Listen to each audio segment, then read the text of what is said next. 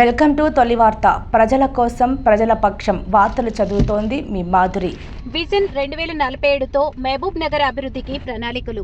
MLA NM Srinivasa Reddy భవిష్యత్తులో మహబూబ్ నగర్, భూత్పూర్, జడ్చర్లతో కలిపి అద్భుతమైన నగరం భవిష్యత్తును దృష్టిలో ఉంచుకొని అభివృద్ధికి ప్రణాళికలు. టీయూఐడీఎఫ్ ద్వారా మహబూబ్ నగర్ మున్సిపల్ కార్పొరేషన్కు 220.94 కోట్లు విజన్ 2047తో మహబూబ్ నగర్ అభివృద్ధికి ప్రణాళికలు సిద్ధం చేస్తున్నట్లు మహబూబ్ నగర్ ఎమ్మెల్యే ఎన్ఎం శ్రీనివాసరెడ్డి స్పష్టం చేశారు. ఎమ్మెల్యే క్యాంప్ కార్యాలయంలో జరిగిన పాత్రికేయుల సమావేశంలో ఆయన మాట్లాడుతూ, ముఖ్యమంత్రి రేవంత్ రెడ్డి ఆశీస్సులతో మన మహబూబ్ నగర్ చరిత్రలో ఓ సువర్ణ అధ్యయనం అని అన్నారు. మహబూబ్ నగర్ అభివృద్ధి కోసం పట్టుబట్టి ముఖ్యమంత్రిని ఒప్పించి మహబూబ్ నగర్ను కార్పొరేషన్గా అభివృద్ధి చేసుకోవడం జరిగిందని, మహబూబ్ నగర్ అభివృద్ధికి నాకు ఆయుధం దొరికినట్లే అని ఆయన స్పష్టం చేశారు. విజన్ 2047 లక్ష్యంతో నిర్దిష్టమైన ప్రణాళికతో మహబూబ్ నగర్ అభివృద్ధి చేయటకు నిపుణులతో, కన్సల్టెంట్లతో, సర్వేయర్లతో ఆలోచన చేస్తున్నామని, మహబూబ్ నగర్లో ఉన్న కీలకమైన సమస్యలను గుర్తించడం జరిగిందని అన్నారు. మనకు ఎలాంటి వనరులు లేవు. మనకు ఉన్న ఏకైక వనరులు మానవ వనరులు మాత్రమేనని, కావున మనకున్న వనరులు మనం సరిగ్గా ఉపయోగించుకుంటే అభివృద్ధి సాధించవచ్చని, ఉపాధి, ఉద్యోగ అవకాశాలు కల్పించేందుకు తాను నిరంతరం కృషి చేస్తానని చెప్పారు. ఈ కార్యక్రమంలో టీపీసీసీ ప్రధాన కార్యదర్శి వినోద్ కుమార్, జిల్లా గ్రంథాలయ సంస్థ chairman Mallu Narasimha Reddy, MUDA chairman Lakshman Yadav, market committee chairman Bekkari Anitha Madhusudan Reddy, CJ Benhur, Tankara Krishnaiah Yadav, Sudhakar Reddy తదితరులు పాల్గొన్నారు. మీ తొలి వార్త న్యూస్ ని సబ్స్క్రైబ్ చేసి, లైక్ చేసి, షేర్ చేయండి. ప్రెస్ మిత్రులందరికీ నమస్కారం. ఇక్కడ నాతో ఉన్న మా చైర్మన్లు, సీనియర్ నాయకులు అందరికీ కూడా నమస్కారం. ఈరోజు భారతదేశంలో అటు ప్రధానమంత్రి గారు కావచ్చు, ఇటు మన ప్రియతమ ముఖ్యమంత్రి గారు కావచ్చు, లాంగ్ టర్మ్ ప్లాన్ తోటి పనిచేస్తూ ఉన్నారు. విజన్ 2047 అంటే స్వాతంత్రం వచ్చిన తర్వాత 100 సంవత్సరాలు, అంతవరకు మన లక్ష్యాలు ఏముండాలి, భారతదేశం ఎట్లుండాలి అని చెప్పి పిఎం గారు ఒక విజన్ 2047కి ఆవిష్కరిస్తే, మన తెలంగాణ రాష్ట్రం ఎట్లుండాలి, ఎటువంటి అభివృద్ధి ఉండాలి తెలంగాణ రాష్ట్రంలో, విజన్ ఏముండాలి అని చెప్పి మన గౌరవ ముఖ్యమంత్రి గారు తెలంగాణ విజన్ 2047 వారు ఆవిష్కరిస్తూ ఉన్నారు. వాళ్ళ కోవలోనే మన మహబూబ్ నగర్ కార్పొరేషన్ కూడా విజన్ 2047 ఎలా ఉండాలి, దానికి ఏమేమి మనము ఇన్పుట్స్ కావాలా, భవిష్యత్తులో ఎటువంటి ప్రాజెక్ట్స్ మనము తీసుకురావాలా, ఇన్ఫ్రాస్ట్రక్చర్ ప్రాజెక్ట్స్ కావచ్చు, అలాగే ఎడ్యుకేషన్ ఇన్స్టిట్యూషన్స్ కావచ్చు, హ్యూమన్ రిసోర్సెస్ డెవలప్మెంట్ ప్రాజెక్ట్స్ కావచ్చు,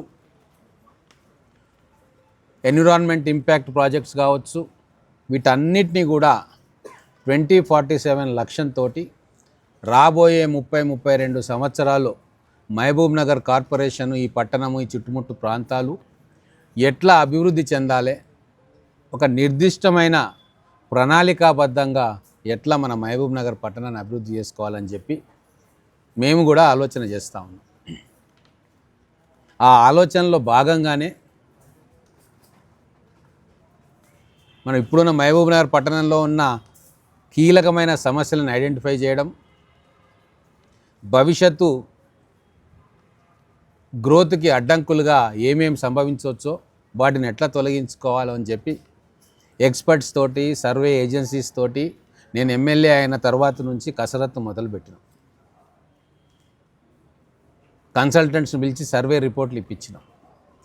దాంట్లో ప్రధానంగా ఒక 3-4 అంశాలు మన మహబూబ్ నగర్ పట్టణాన్ని నెక్స్ట్ లెవెల్కి తీసుకుపోవడానికి కావలసిన ఏర్పాట్లు, ఏర్పడబోయే అడ్డంకులు, ఈ రెండింటి మీద సుదీర్ఘమైన చర్చ జరిగింది. ఎక్స్పర్ట్ ఒపీనియన్ తీసుకున్నాను. గౌరవ ముఖ్యమంత్రి గారి దగ్గర కూడా ఇది మీటింగ్లో చెప్పడం జరిగింది.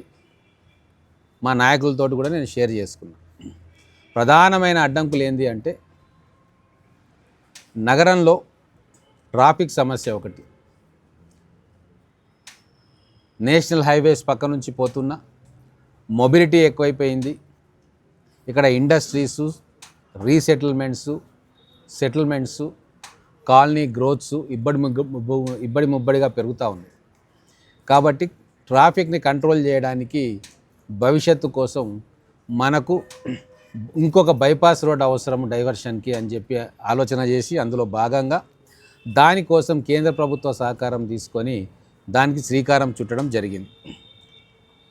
గౌరవ నితిన్ గడ్కరీ గారు మొన్న కూడా వచ్చి నెక్స్ట్ అకౌంటబుల్ ఇయర్లో దాని ఫైనాన్స్లో పెడతాము, అది ఖచ్చితంగా పూర్తి చేస్తాము అని చెప్పి వారు చెప్పడం జరిగింది. కేంద్ర ప్రభుత్వ సహకారంతో, రాష్ట్ర ప్రభుత్వం చొరవతోటి అది బీజం పడ్డది. ఇంకొకటి ప్రధానంగా ఇక్కడ హ్యూమన్ రిసోర్సెస్ని డెవలప్ చేయాలా. ఇక్కడ ఉపాధి అవకాశాలు మిగతా పట్టణాల కంటే ఎక్కువ రిసోర్సెస్, న్యాచురల్ రిసోర్సెస్ ఇక్కడ లేవు. అటవీ సంపద కావచ్చు, ఖనిజ సంపద కావచ్చు, లేదు జల సంపద కావచ్చు, మన మహబూబ్నగర్ పట్టణానికి లేదు. కాబట్టి మనకున్న ఏకైక అస్త్రం హ్యూమన్ రిసోర్స్ డెవలప్మెంట్. ప్రపంచంలో ఈరోజు భారతదేశం పేరేనిక గన్నది ఒక సాఫ్ట్ పవర్గా ఎదిగింది అంటే మనము మన హ్యూమన్ రిసోర్సెస్ని డెవలప్ చేసుకున్నాం. ఐఐటీస్ను 1950-60 దశకంలో ఏర్పాటు చేసుకున్నాం, ఐఐఎంస్ ఏర్పాటు చేసుకున్నాం, రీసెర్చ్ ఇన్స్టిట్యూట్స్ ఏర్పాటు చేసుకున్నాం, డిఫెన్స్ రీసెర్చ్ ఇన్స్టిట్యూట్స్ ఏర్పాటు చేసుకున్నాం, అగ్రికల్చర్ రీసెర్చ్ ఇన్స్టిట్యూట్స్ ఏర్పాటు చేసుకున్నాం, కులవృత్తులకు రీసెర్చ్ ఇన్స్టిట్యూట్స్ ఏర్పాటు చేసుకున్నాం. ఇంత గొప్ప ప్రయత్నం 20-30 సంవత్సరాలు జరిగింది. కాబట్టి ఈరోజు లక్షలాది మంది నిపుణులు మన దేశం నుంచి తయారైపోయి ప్రపంచవ్యాప్తంగా ఉన్న మల్టీనేషనల్ కంపెనీలలో వాళ్ళు ప్రధాన కీలకమైన భూమిక పోషిస్తూ భారతదేశ కీర్తి ప్రతిష్టలను, ఔన్నత్యాన్ని పెంచే కార్యక్రమం చేస్తూ ఉన్నారు. ఇది ఒక్క రోజుతో అయ్యే పని కాదు. నిరంతర కృషి, నిరంతర శ్రమ, సుదీర్ఘ విజన్ నాయకులకు, రాజకీయ నాయకులకు, అడ్మినిస్ట్రేషన్కు ఉంటే తప్ప ఇది సాధ్యం కాదు. మహబూబ్ నగర్కి ఇప్పటిదాకా అది కొరవడింది. మన జాగ్రఫికల్ లొకేషన్ చాలా అద్భుతమైన లొకేషన్. ఇక్కడి నుంచి అటు రాయచూరు, కర్ణాటక, మహారాష్ట్రకు పోవడానికి అనేక పట్టణాలకు ఇది ట్రాన్సిట్ పాయింట్. గోవాకు పోయే వాళ్ళు కూడా ఇదే రూట్ ఎంచుకుంటూ ఉంటారు. బెంగళూరు పోయేదైతే మనకు జాతీయ రహదారి మన పక్క నుంచే పోతూ ఉంటాం. రాయచూరు, షోలాపూరు, కొల్లాపూరు ఇవన్నిటికీ కూడా ఇది ట్రాన్సిట్ పాయింట్ మహబూబ్ నగర్. దీని ఇంపార్టెన్స్ని గతంలో ఉన్న ప్రభుత్వాలు కానీ, పాలకులు కానీ దీని గురించి అర్థం చేసుకోలే. మనం ఇంత కీలకమైన పొజిషన్లో మనం ఉన్నాము అంటే దీన్ని మనం అడ్వాంటేజెస్గా తీసుకోవాలి. విద్యాపరంగా కానీ, ట్రాన్స్పోర్ట్ పరంగా కానీ, ఒక ఎడ్యుకేషనల్ హబ్గా, ఒక ట్రాన్స్పోర్టేషన్ హబ్గా మహబూబ్ నగర్కు విశేషమైన భవిష్యత్తు ఉంది. రేపు 2047లో కూడా ఈ ట్రాన్స్పోర్టేషన్ హబ్బు, ఎడ్యుకేషనల్ హబ్గా మనం దీన్ని తీర్చిదిద్దుకుంటే ఈ విజన్ 2047 సార్థకత చేకూరుతుంది. అందుకే ఆ దిక్కుగా ఆలోచనలు చేసి మొట్టమొదటగా మనకు ఉన్న ఎగ్జిస్టింగ్ ఇన్ఫ్రాస్ట్రక్చర్ని ఇంప్రూవ్ చేసుకోవాలన్న ఆలోచన చేసి పాలమూరు విశ్వవిద్యాలయం మనకు మహబూబ్ నగర్కు ఆ రోజు ప్రభుత్వం ఇచ్చిన కానుక. ఆ విశ్వవిద్యాలయం ఏర్పాటుకు కూడా ఆ రోజు తెలంగాణ ఉద్యమంలో ఇక్కడ అధ్యక్షుడిగా ఉండి